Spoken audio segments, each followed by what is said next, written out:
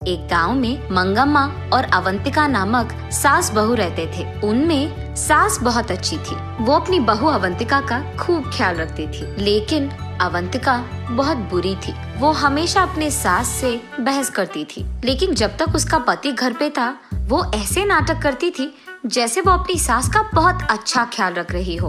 और जैसे ही उसके पति काम करने दूसरे शहर जाता था वो शुरू हो जाती थी। वो अपनी सास को बिल्कुल कोई इज्जत नहीं देती थी। और इतना ही नहीं, अगर उसकी सास अवंतिका की बात नहीं मानती थी तो वो ऐसे कहती थी, अगर तुम मेरी बात नहीं मानी ना, मैं अपनी पति को बताकर तुम्हें इस घर से बाहर निकलवा दूंगी, समझी।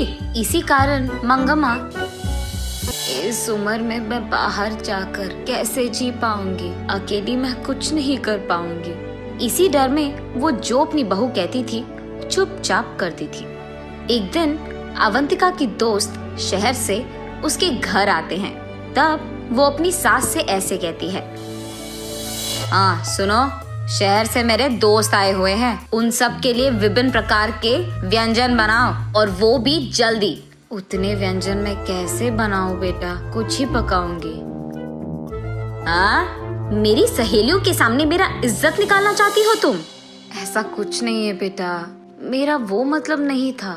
उतने सारे व्यंजन मैं अकेले कैसे बनाऊंगी? अगर तुम भी थोड़ा मदद करोगी तब मैं बना पाऊंगी। क्या मैं तुम्हारी मदद करूं?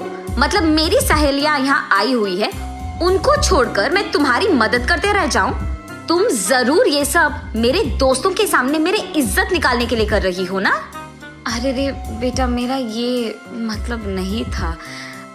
ठीक है, मैं वो सारे व्यंजन बना दूंगी, तुम जाकर अपनी सहेलियों से बात करो। ये कहकर मंगम्मा वहाँ से जाकर रसोई घर में एक के बाद एक व्यंजन बनाने लगती है। और यहाँ अवंतिका उसके सहेलियों के सामने, देखा तुम लोगों ने, मैं मेरे सास को मेरे काबू में रखती हूँ। मेरी सास तो मेरे सामने अपना मुंह भी खोलती नहीं है, मैं जो बोलूँ वही सुनती है, एकदम कुत्ते की तरह। ऐसे वो उसकी सास का मजाक उड़ाती है। उस सारे सहेलियों में से एक उसे देख ऐसे कहती है, अरे सुनो, इस उम्र में अपनी सास को इतना काम देना ठीक नहीं लग रहा मुझे, और वो अकेली इतने सारे काम कैसे करेगी अवंतिका? ऐसे पूछती है। ए तो चुप कर, अगर हम ऐसे नहीं रहेंगे ना तो ये सब हमारी सास ना हमारा फायदा उठाएंगी, हमें उनके काबू में कर लेंगे और उनका कहना हमें मानना होगा। मैं ऐसे नहीं रह सकती। हाँ, लेकिन ऐसे बूढ़ी औरत को मेहनत करवाना मुझे अच्छा नहीं लग रहा। और वैसे अगर तुम्हारे पति को ये सब पता चला तो सोचो क्या ही हो जाएगा।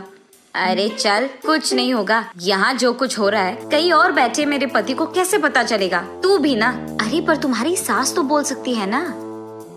हाँ, नहीं बोलेगी। क्यों नहीं बोलेगी? क्योंकि मैंने उसको धमकाया कि वो अगर एक भी बात उसके बेटे से बताएगी तो मैं उसके बेटे से खुद उसे बाहर निकलवा दूंगी। हाँ, और वैसे मेरे पति के सामने मेरा एक्टिंग ना ऐसे वैसे नहीं रहेगा, एकदम फाड़ कर रखी है मैंने।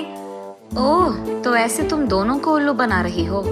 इन लोगों की सारी बातें छुपकर पीछे से उसकी सास सुन लेती है और तब वो फैसला करती है कि उसकी बहू को सबक सिखाना ही होगा।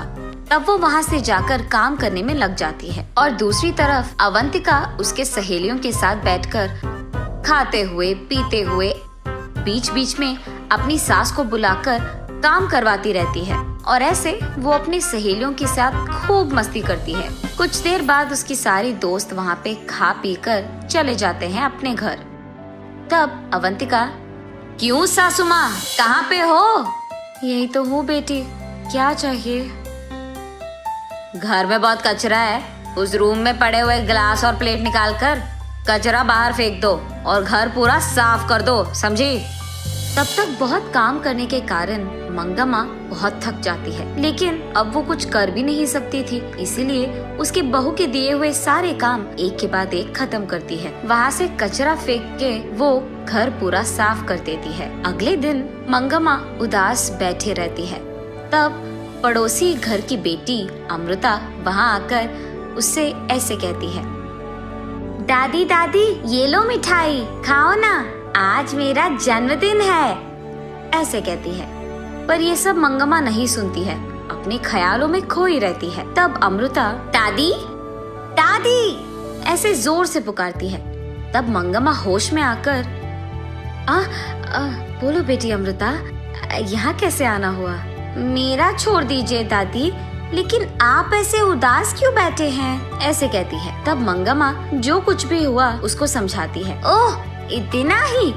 इस समस्या का उपाय तो मेरे पास है।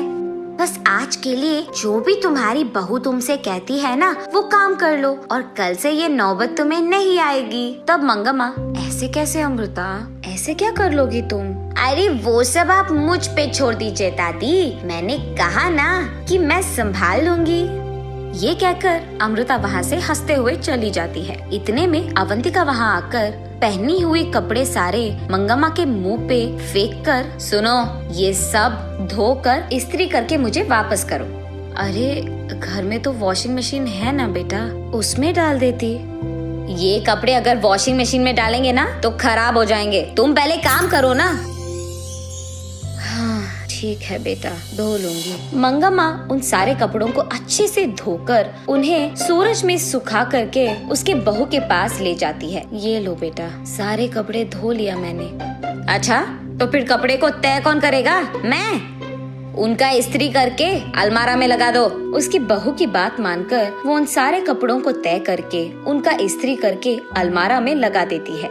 अगले दिन मंगम्मा का बेटा शहर से घर वापस लौटता है और आते ही अवंतिका, अवंतिका, कहाँ हो तुम? ऐसे जोर से चिल्लाता है। अचानक उसके पति का आवाज सुनकर अवंतिका डर के मारे भागते हुए रसोई घर में जाकर वहाँ खाना पका रही उसकी सास से ऐसे कहती है, सासू माँ, आप बाहर जाकर आराम कीजिए, खाना मैं बना दूंगी। ऐसे वो मंगम्मा को बाहर भिजाकर हाथ में चम्मच लिए ऐसे नाटक करती है जैसे वो पूरा काम कर रही है। ऐसे ही वो बाहर आकर, क्या हुआ जी, आप एक भी बात बताए बिना घर आ गए? इतनी देर से बुला रहा हूँ, अब आई तुम बाहर? इतनी देर से अंदर क्या कर रही थी? ऐसे पूछता है गुस्से में। वो मैं खाना पका रही थी जी, सुबह से सारे काम कर करके मैं थक गई। हाँ हाँ, मैंने देखा है कितना काम कर रही हो तुम। ये क्या ऐसे बात कर रहे हैं? ऐसे वो मन में सोचती है। तब अवंतिका का पति सीधा उसके माँ के पास जाकर, माँ, तुम्हारी बहू का इस व्यवहार के लिए मैं माफी मांग रहा हूँ। ये सुनकर मंगम्मा एकदम दंग रह जाती है और वो ऐसे ही अपने बेटे को देखती रहती है। अरे ये क्या कह दिया आपने? मैं तो सासू माँ की कितनी अच्छी ख्याल रख रही हूँ, उनका देखभाल मैं ही तो करती हूँ, ऐसे कहती है अवंतिका। हाँ हाँ, ये भी देखा मैंने कि तुम माँ की कितनी अच्छी ख्याल रख रही हो। ये कहकर पॉकेट में से एक मोबाइल निकालकर उसमें एक वीडियो अवंतिका को दिखाता है। उस वीडियो में अवंतिका अपने सास से कपड़े धुलवाना, उनका इस्त्री करना, तय करना, ये सब दिखाई देता है।